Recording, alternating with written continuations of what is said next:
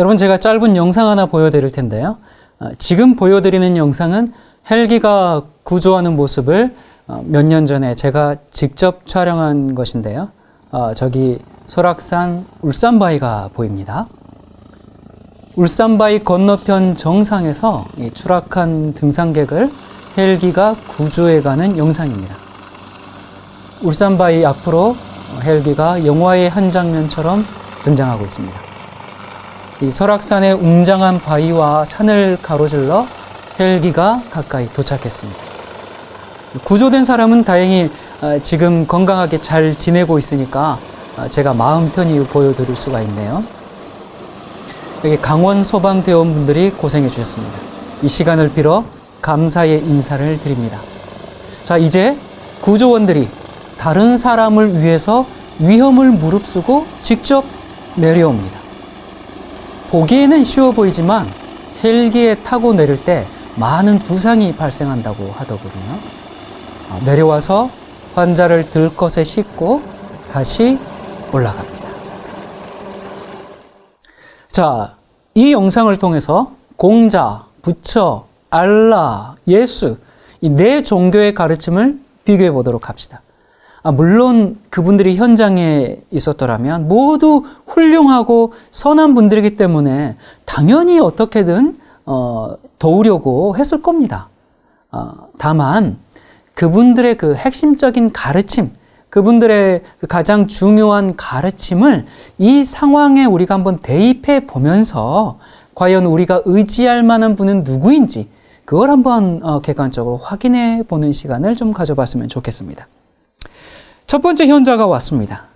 그는 쓰러져 있는 사람에게 왜 조심하지 않았냐고 그렇게 얘기했습니다. 그러면서 자신의 부족한 점을 잘 깨닫고 위험을 보면 조심해야지 왜 그렇게 이렇게 추락했냐고 이제 얘기를 했죠. 그러면서 수신제가 치국 평천하라. 자신의 몸과 마음을 잘 수양해서 다음부터는 이런 상황을 만들지 말라고 권면합니다. 그 사람이 바로 공자죠. 조금 있다가 두 번째 사람이 나타났습니다. 그 사람은 누워있는 사람에게 점잖게 무아의 사상을 가르쳤습니다. 지금 다쳐서 고통스럽겠지만 추락했다는 사실 자체를 잊으라고 말했습니다. 마음을 다 비워내고 추락했다는 사실을 잊어버리면 고통도 사라질 것이라고 이야기하면서 그러면서 한마디 덧붙였는데 당신이 추락한 것은 전생의 업보 때문이니 그것을 당해야 합니다 라고 말을 남기며 지나갔습니다. 그가 바로 부처죠. 세 번째 사람이 왔습니다. 그 광경을 보고 인샬라, 모든 것은 알라의 뜻입니다. 그러면서 그를 무시하고 지나갔습니다. 그가 바로 무함마드죠. 마지막으로 한 사람이 와서 추락한 사람을 보자마자 지체하지 않고 자신의 목숨을 걸고 공중에서 내려와 그 사람을 구조해 갔습니다. 그런데 그냥 구조만 한 게 아니라 그 사람을 살리고 자기가 대신 죽게 되었습니다. 이사야 53장 5절에는 그가 찔림은 우리의 허물을 인함이요 그가 상함은 우리의 죄악을 인함이라. 그가 징계를 받음으로 우리가 평화를 누리고 그가 채찍에 맞음으로 우리가 나음을 입었도다. 이분이 바로 예수 그리스도이십니다. 여러분, 여기서 추락한 사람처럼 모든 인간은 죄에 추락해서 허우적대고 있습니다. 모든 인간은 그곳에서 죽게 될 뿐 아니라 궁극적으로 영원한 멸망으로 갈 수밖에 없는 그런 운명에 놓여 있습니다.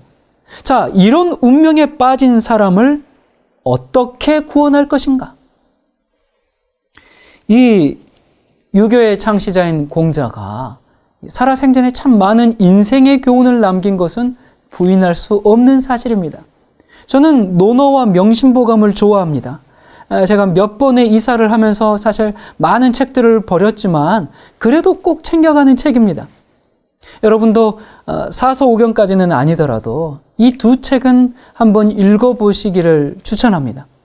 참으로 사람을 선하게, 지혜롭게 또 책임 있는 인간다움을 가르쳐주는 아주 가치 있는 글들입니다. 제가 우리 교회 사역자들에게 자주 사용하는 그 말이 있는데 군주민수라는 말을 자주 사용하거든요. 그게 공자가 노나라 임금에게 한 이야기예요. 그게 무슨 얘기냐면 임금은 배요, 백성은 물이다. 예. 그러면서 그게 뭐냐면 물은 배를 띄우기도 하지만 그 다음 또 어떻게 해요? 물은 배를 뒤집기도 하기 때문에 우리가 교인들, 신자들을 대할 때 지배하는 그런 리더십이 아닌 잘 섬기는 사역자가 되어야 합니다. 그렇게 부탁할 때 종종 쓰는 말이죠. 이 공자 선생님은 평생 진리를 갈구했습니다. 평생 진리를 배우기를 소망했습니다. 그래서 이 공자의 사상을 한 글자로 요약한다면 학이죠. 배울 학자. 배움입니다. 그래서 논어를 딱 열면 첫 구절도 뭐라고 나옵니까? 학이 시습지 불역열호라. 배우고 그것을 때때로 익히니 기쁘지 아니한가. 예. 하지만 예수님은 배움을 통해서 진리를 깨달은 분이 아니라 진리 그 자체이셨습니다. 그분은 자신을 뭐라고 소개했어요? 내가 곧 길이요, 진리요, 생명이다. 그렇게 그냥 선언해버리셨습니다. 그리고 또 뭐라고 하셨어요? 저희를 진리로 거룩하게 하옵소서. 아버지의 말씀은 진리니다. 그렇게 하셨습니다. 그러니까 진리, 진리는 예수님이시고요. 예수님은 말씀입니다. 이 석가는 고민이 참 많은 사람이었어요. 그래서 번뇌에서 벗어나기 위해서 깨달음을 얻으려고 참으로 많은 노력을 했습니다. 그래서 이 세상의 괴로움을 어떻게 해결할 것인가? 이 화두, 이 질문을 해결하기 위해서 사실 평생을 살았죠. 그래서 그는 단식하고 온갖 고행을 했습니다. 그러다가 보리수 밑에서 이제 깨달음을 얻지 않으면 그 자리를 떠나지 않겠다고 맹세하고 7년간 보리수 나무 아래서 하루 쌀 한 톨, 깨 한 알씩 먹으면서 정말 피골이 상접하는 그런 극한의 고행을 보여줬습니다. 모든 관념을 버리고 자기 마음속에 있는 모든 욕망을 끊어 없애고 해탈의 경지에 이르고자 함이었죠. 그래서 불교에서는 드디어 그가 그런 경지, 무아의 세계에 해탈의 경지에 이르렀다고 이야기를 합니다. 이 석가모니는 삶은 괴로움인데 이 괴로움에서 벗어날 수 있는 방법이 있다. 그러면서 어떻게 했습니까? 사성제와 팔정도 같은 이런 여러 가지 수행에 의해서 모든 속박에서 해탈하고 드디어 최고의 경지인 열반에 들어간다고 가르쳤습니다. 이 불교의 창시자가 이런 고행을 통해서 이제 깨달음을 얻다 보니까 오늘날까지도 많은 사람들이 이 부처가 되기 위해서 오늘도 고행을 하고 있죠. 오래전에 그 1993년 11월에 해인사에서 생을 마감한 이 한국 불교계의 큰 별이라고 불리는 성철 스님. 이 성철 스님의 삶이 아주 잘 보여주는데 그분은 16년 동안 생식을 했고요. 8년 동안 장자불화를 했어요. 이 장자불화 수행을 했는데 장자불화는 한 번도 눕지 않고 뿐만 아니라 벽에도 등을 기대지도 않는 그런 고행을 말합니다. 당연히 잠도 앉아서 자는 거예요. 벽에 등도 안 기대니까. 그걸 얼마나 했다고요? 8년 동안. 그리고 또 용맹정진이라는 수행도 있는데요. 이 용맹정진은 앉은 자세로 한 달 동안 물만 마시고 묵언하면서 전혀 잠을 자지 않는 그런 수행입니다. 아니 장자불화는 그래도 앉아서라도 자는데 용맹정진은 잠도 안 자요. 그렇기 때문에 장자불화보다 어려운데 기간이 짧기 때문에 많은 수행자들이 애용하는 그런 고행이죠. 그래서 졸면 안 되기 때문에 오래전에 경허스님은 용맹정진할 때 턱 밑에 송곳을 두고 목 뒤에는 칼을 꽂아놓고 그렇게 하면서 수행을 하셨죠. 또 요즘 숙녀 중에도 잠은 안 되기 때문에 머리를 기둥에 찍거나 송곳으로 자신의 몸을 찌르면서 용맹정진을 하는 경우가 있습니다. 당연히 이분들의 몸은 온통 상처투성이죠. 근데 아주 특별한 분들만 이렇게 하는 게 아닙니다. 불교계에서는 이 하한거, 동한거 이렇게 여름과 겨울에 각각 이제 3개월씩 1년의 반이죠. 3개월씩이니까 6개월. 1년의 반을 이렇게 수행을 하는데 2020년에 아홉 스님이라는 다큐 영화가 출시되었습니다. 이게 이제 9명의 스님이 11월 15일에 천막 속으로 비닐하우스예요. 이 비닐하우스 천막에 들어가서 겨울 석 달 동안 외출하지 않고 동안거를 시작했습니다. 그러니까 난방이 되지 않는 이 천막에서 90일 동안 추위를 견뎌야 합니다. 하루 한 끼만 먹고 세수도 하면 안 되고 들어갈 때 입은 옷 한 벌로 석 달을 버티는 그런 수행이고요. 그 안에서 하루에 14시간 이상 가부좌를 틀고 정진을 해야 합니다.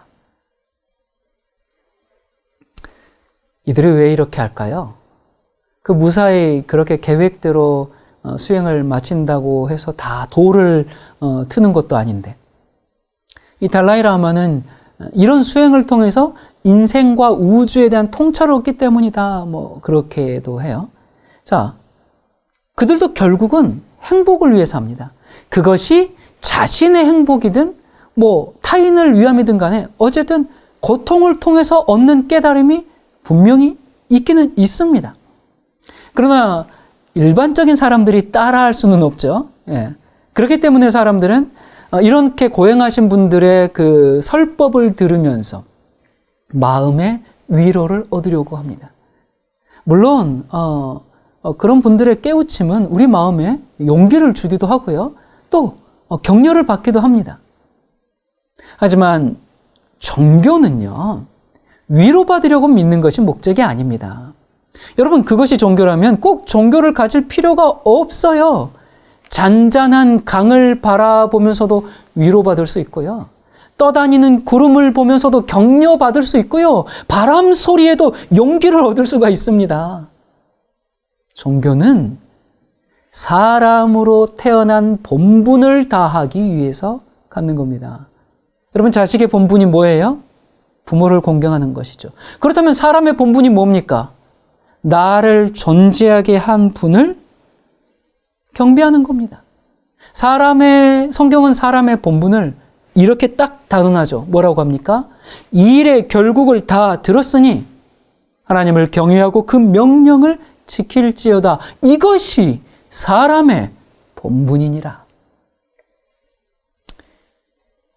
이 공자는 현자였어요. 그리고 성현이었습니다. 그렇지만 평생 진리를 갈구하고 배우고 그리고 깨달은 바를 가르쳤지만 죽음의 문제에 대해서는 아무것도 제시하지 못했습니다. 논어 선진편에 나오는 한 이야기가 있죠. 한 번은 이 공자의 제자 자로가 죽음에 대해서 물었습니다. 그러자 공자 선생님이 뭐라고 대답하셨습니까? 미지생 언지사. 사는 것도 제대로 모르는데 어찌 죽음을 알겠느냐, 그렇게 대답했습니다. 나중에는 그 자신이 가장 아끼는 수제자였던 누구예요? 안현. 안현이 죽었을 때 어떻게 했습니까? 하늘이 나를 망하게 하였다 그러면서 막 망연자실한 채 굉장히 슬퍼하고 통곡했습니다. 이것은 죽음의 문제에 대해 공자가 아주 무력했음을 보여주지요. 석가도 마찬가지입니다. 어느 날 구시리성 가까이에 이제 시다숲을 지나다가 한 과부를 만나게 됩니다. 그 과부는 하나뿐인 아들을 잃고 이제 아들을 살려달라고 해서 이 석가를 찾아온 것이었죠. 이 불쌍한 과부에게 이 석가가 여자여, 죽음이란 우리 인간 누구에게나 있는 것이므로 너무 슬퍼하지 마십시오, 그렇게 얘기했어요. 근데 과부가 막무가내로 그냥 제발 아들을 살려주십시오, 그렇게 계속 애원했습니다. 이 석가는 과부에게 뭐라고 합니까? 마을에 가서 사람이 죽은 일이 한 번도 없는 그런 집을 찾아서 거기에서 쌀을 얻어다가 죽을 끓여서 먹이면 아들이 살 것입니다, 그렇게 얘기해요. 이 말을 들은 과부는 아주 기쁨에 넘치면서 이제 성으로 쏜살같이 들려갔습니다. 똑똑똑똑. 이 집에 죽음을 맛보지 않은 집이 여깁니까? 아니요. 우리 남편이 죽었는데요. 또 옆집을 갑니다. 똑똑똑똑. 이 집에 죽음을 맛보지 않았습니까? 아니요. 우리 어머님이 돌아가셨는데요. 또 옆집을 갑니다. 이 집, 저 집 다 돌아다녀 봐도 죽음을 맛보지 않은 집이 있어요? 없어요? 없어요. 과부는 풀이 죽은 모습으로 이 석가에게 돌아왔어요. 자, 그래서 이제 어디를 돌아다녀 봐도 한 번도 초상을 치르지 않은 집이 없는 겁니다. 그때 석가가 과부에게 뭐라고 얘기합니까? 생자 필멸이라. 뭐예요? 산자는 반드시 죽는 것이다. 그러니 조금 일찍 죽었다고 해서 너무 슬퍼할 필요 없다. 다 죽는 거야. 그 얘기를 하고 과부를 돌려보냈습니다. 사실 석가 자신도 80세가량 되었을 때 춘다라는 신도가 대접한 그 돼지고기를 먹고 식중독에 걸려가지고 죽었죠. 석가는 자신이 죽을 줄도 모른 채 그 돼지고기를 먹다가 죽어버렸어요. 자, 하지만 예수 그리스도는 어떠하셨습니까? 본인이 고난당해서 죽으실 줄을 아실 뿐만 아니라 죽기 위해서 이 땅에 오셨고 또한 예언한 대로 죽음에서 부활하시고 승천하셨습니다. 자신만 부활한 게 아닙니다. 한 번은 나인성을 지나가실 때 한 여인의 통곡 소리를 듣게 되었죠. 그 소리가 뭐였습니까? 그 성의 한 과부가 독자를 잃고 장례를 치르는 중이었어요. 이때 예수님은 그 죽은 아들에게 다가가가지고 이렇게 말씀하십니다. 누가복음 7장 14절에 가까이 가서 그 관에 손을 대시니 맨 자들이 서는지라. 예수께서 이르시되 청년아 내가 네게 말하노니 일어나라 하시매 죽었던 자가 일어나 앉고 말도 하거늘. 예. 여러분, 예수님은 다른 사람들과 달리 과부의 아들을 살리실 수 있었습니다. 죽음 앞에서 무기력했던 다른 성인들과는 전혀 다른 예수님의 모습을 봅니다. 이유가 뭘까요? 왜 그럴까요? 다른 사람들은 우리와 별반 다를 바 없는 인간이었지만 예수는 하나님이셨기 때문에 그렇습니다. 죽음을 정복하시고 죽음을 해결하신 분이기 때문에 그저 그냥 훌륭한 교훈, 가르침, 깨달음을 나열한 것이 아니라 우리의 삶과 죽음을 주관하시는 분입니다.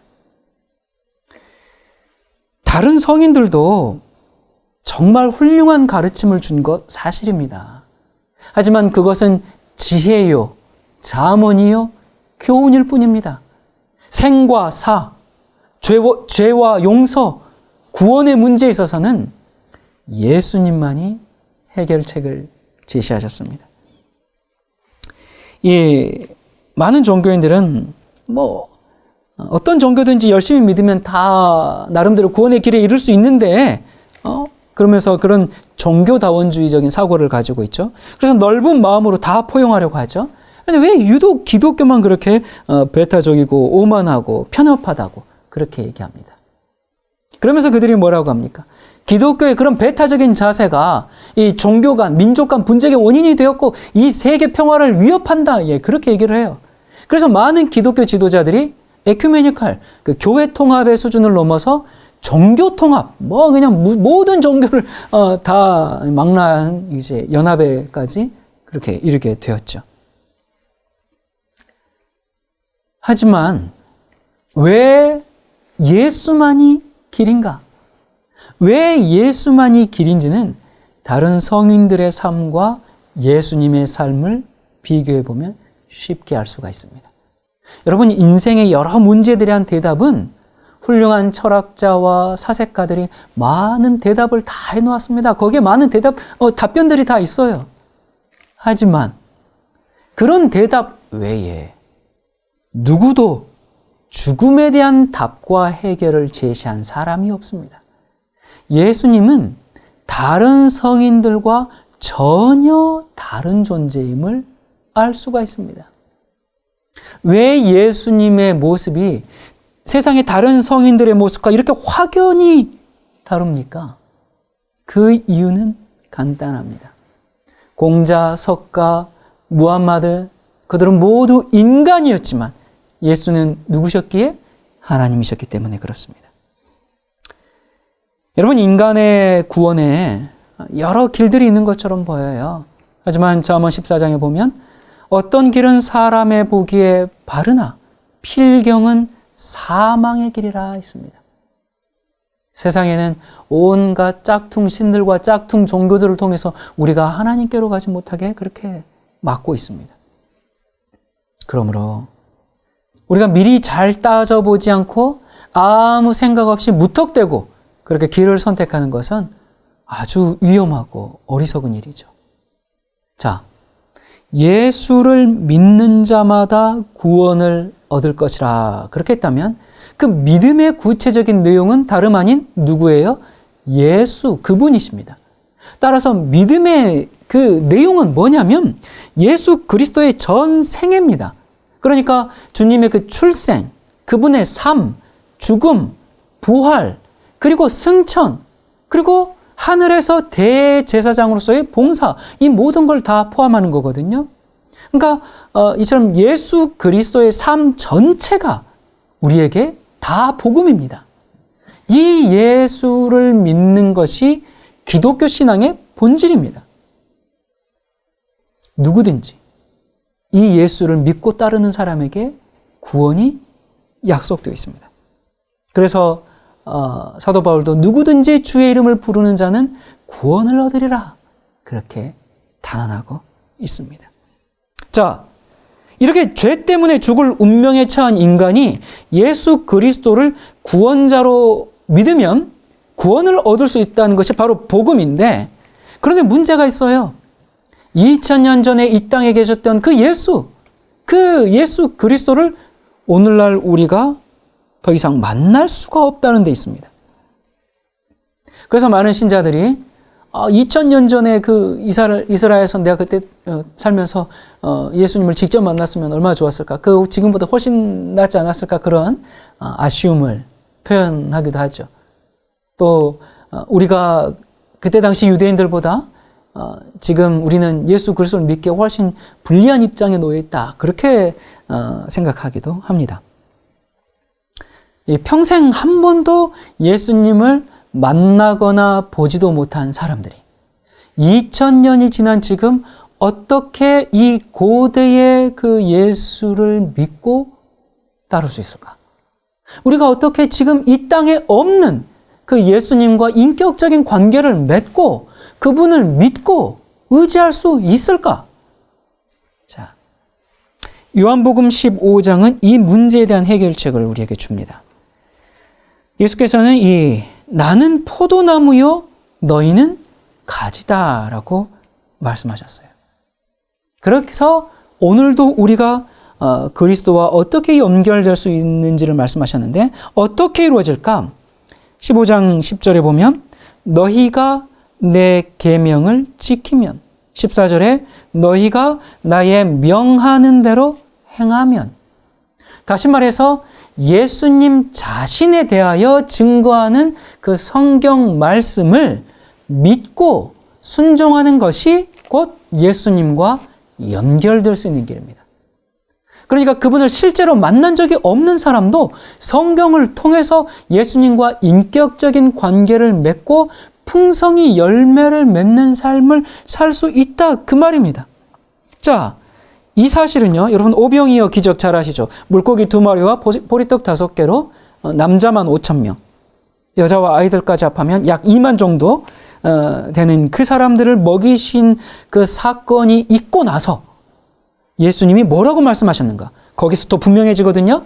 자, 어떤 사람에게는 이 사건이 만화 같은 얘기로 들리겠지만, 재밌네, 뭐 그러겠지만, 인간이 할 수 없는 기적이기 때문에 우리가 예수라는 인간을 하나님으로 믿는 것 아니겠습니까? 여러분, 아무나 할 수 있는 그런 일을 했다면 우리가 예수님을 믿을 이유가 없죠. 자, 예수님께서 그렇게 이제 군중을 먹이신 후에 이런 말씀을 하십니다. 요한복음 6장 27절에 썩을 음식을 위하여 일하지 말고 영생하도록 있는 음식을 위하여 하라. 자, 음식을 먹으면 영생합니다. 진시황이 그런 걸 찾아서 헤매었죠. 예, 불로초를 찾아서 헤매었단 말이에요. 자, 이 제자들이 그런 걸 얘기하는 걸까? 굉장히 궁금했어요. 그래서 묻습니다. 영생하는 음식? 그게 뭡니까? 라고 물어요. 그래서 예수님께서 뭐라고 합니까? 51절에 나는 하늘로서 내려온 살아있는 떡, 살아있는 음식이니 사람이 이 떡을 먹으면, 이 음식을 먹으면, 나를 먹으면 영생하리라. 그렇게 선언을 하셨습니다. 영생하는 음식이 있어요. 예. 먹으면 죽지 않는 음식이 있어요. 예. 그 음식이 뭐예요? 어떤 불로초를 먹는 거 아니죠. 예. 또한 예수님을 뜯어먹으라는 얘기야? 예수님 육신을 먹으라는 얘기도 아니죠. 자, 제자들이 이 예수님의 말씀을 어떻게 이해했을까? 바로 이어서 나옵니다. 6장 68절에 영생의 말씀이 계심에 우리가 뉘게로 가오리까? 영생하는 뭐예요? 말씀. 그러니까 영생하도록 있는 음식이 뭡니까? 성경 말씀입니다. 그래서 예수님이 이렇게 말씀하셨어요. 요한복음 8장 51절에 진실로 진실로 너희에게 이르노니 사람이 내 말을 지키면 그 다음 어떻게 돼요? 죽음을 영원히 보지 아니하리라. 영생해버려요. 뭐하면? 예수님의 말씀을 먹고 지키면, 믿고 따르면. 그러니까 예수님을 인격적으로 체험할 수 있는 비결은 예수님을 믿고 성경 말씀을 읽고 따르는 것을 통해서 예수님을 만날 뿐만 아니라 어떻게 된다고요? 영생한다라고 말씀하고 있습니다. 여러분, 우리가 아주 확실한 그 믿음의 이유와 근거를 가지고 신앙을 하게 되면 어떤 어려움과 시련이 와도 꿋꿋하게 견디고 결국에는 풍성한 결실을 맺습니다. 어떻게 이 일이 가능할까? 그것은 영생하는 음식, 뭐예요? 말씀을 통해서만 가능합니다.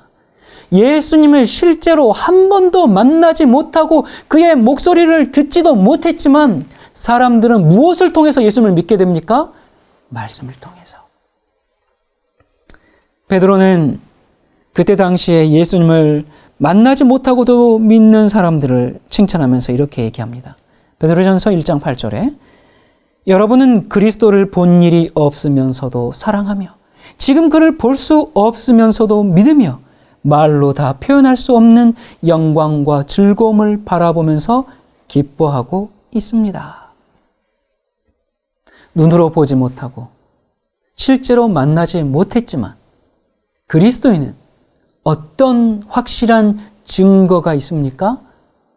영생의 말씀이라는 확실한 증거를 통해서 예수님을 믿습니다.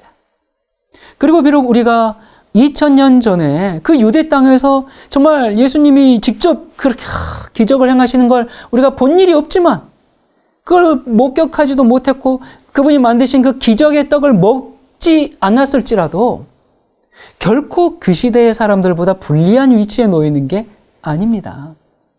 이 확실한 말씀과 거기에 대한 증거들이 우리 앞에 있기 때문에 어쩌면 우리는 그들보다 더 유리한 위치에 있는지 모르죠. 여러분 생각해 보세요. 그때 당시 두 눈으로 정말 똑똑히 예수님을 보고 그분의 기적들을 실제로 보고 경험했고 또 심지어 그 기적의 떡을 먹었던 그 군중들조차 십자가 사건 때 언제 그랬냐는 듯이 다 폭도로 돌변하지 않았습니까? 사도행전 16장에서 바울과 실라가 기적적인 방법으로 감옥에서 풀려났을 때 그때 간수가 어떻게 하려고 했어요? 자결하려고 했죠. 죄수들이 다 도망간 줄 알고 그때 바울이 간수에게 뭐라고 합니까? 31절에 보면 주 예수를 믿으라. 그리하면 너와 네 집이 구원을 얻으리라 하고 32절 주의 말씀을 주의 음식을 살아있는 떡을 그 사람과 그 집에 있는 모든 사람들에게 전하더라, 나누어 주더라, 함께 먹더라, 그 얘기입니다. 그냥 믿어라 하고 끝나지 않았습니다. 이렇게 착고가 다 풀린 거 봤지? 이 기적 봤지? 그러니까 믿어, 이렇게 하지 않았습니다. 주 예수를 믿으라 한 다음에 믿기 위해서 어떻게 했습니까? 주의 말씀, 생명의 떡, 그 양식, 그 음식을 나누어 줬습니다. 그 말씀을 가르쳤습니다. 마찬가지로 우리가 보지 못한 예수님을 만나고 믿고 구원을 경험하는 비결은 무엇을 통해서입니까? 바로 주님의 말씀을 통해서입니다. 우리는 이 성경을 통해서 예수님을 믿을 수 있는 것입니다.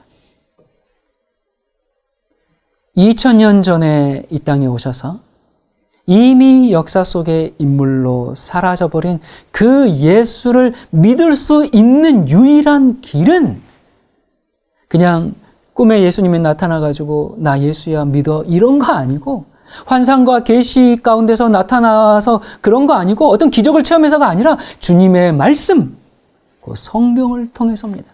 성경을 통해서 우리가 믿음을 키우고 구원의 경험 가운데 들어갈 수가 있습니다. 그래서 로마서 10장에 뭐라고 말씀하셨습니까? 믿음은 들음에서 나며 들음은 무엇으로 말미암았다? 그리스도의 말씀으로 말미암았느니라. 여러분, 우리는 성경을 통해서 예수님을 만날 수 있습니다. 그분을 만날 수 있는 장소가 어디예요? 성경입니다. 왜 성경이 예수님을 만나는 장소예요? 왜냐하면 성경의 중심이, 성경이 전부 그리스도이시기 때문에 그렇습니다. 그래서 바울은 디모데에게 보낸 편지에서 이렇게 얘기하죠. 성경은 능히 너로 하여금 그리스도 예수 안에 있는 믿음으로 말미암아 구원에 이르는 지혜가 있게 하느니라. 여러분, 성경은 단순한 고전이 아닙니다. 학문적인 연구의 대상이 아닙니다.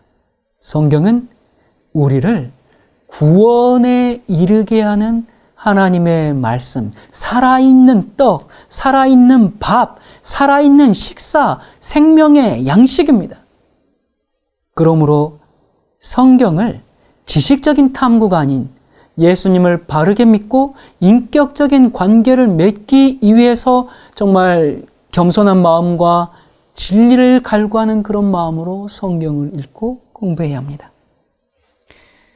요한복음 1장 14절에 말씀이 육신이 되어 우리 가운데 거하시매 우리가 그 영광을 보니 아버지의 독생자의 영광이요 은혜와 진리가 충만하더라. 말씀이 뭐예요? 예수님이십니다. 예수님이 무엇입니까? 진리입니다. 진리는 생명의 말씀입니다. 말씀은 예수님이시죠. 여러분, 인류 역사 가운데 훌륭한 위인들이 참 많았습니다. 존경받을 만하고 우러러 볼 만한 인물들 많이 있었습니다. 또 본받고 따르고 싶은 삶을 산 그런 어른들 참 많았습니다. 그러나 예수님은 그들 중에 한 명이 아닙니다. 그분은 인간으로 오신 하나님입니다. 예수님이 하신 말씀은 단순히 어록이 아닙니다. 글자가 아닙니다. 그것은 살아있는 말씀입니다. 오늘도 죄인을 구원하는 능력 있는 말씀입니다. 예수님이, 그 예수님의 말씀이 우리 삶 속에 들어와서 우리를 변화시키고 영생을 주는 참된 진리가 되기를 간절히 바랍니다. 기도하시겠습니다. 삶과 죽음을 주관하시는 하나님 아버지, 죄 때문에 죽을 수밖에 없는 우리가 예수 그리스도로 말미암아 새로운 생명을 얻게 되었습니다. 너무나 놀라운 희생으로 우리가 살게 되었습니다. 이토록 아름답고 놀라운 복음을 세상의 많은 사람들은 깨닫지 못하고 멸망의 길로 가고 있습니다. 이 사랑의 복음을 먼저 알게 된 우리가 잠잠히 있지 말고 담대히 전할 수 있도록 용기를 주시고 영혼을 사랑하는 마음을 가득 채워 주시옵소서. 그리하여 주님의 나라가 속히 이 땅에 임하기를 간절히 소망합니다. 만물의 근원이신 예수 그리스도 이름으로 기도드립니다. 아멘.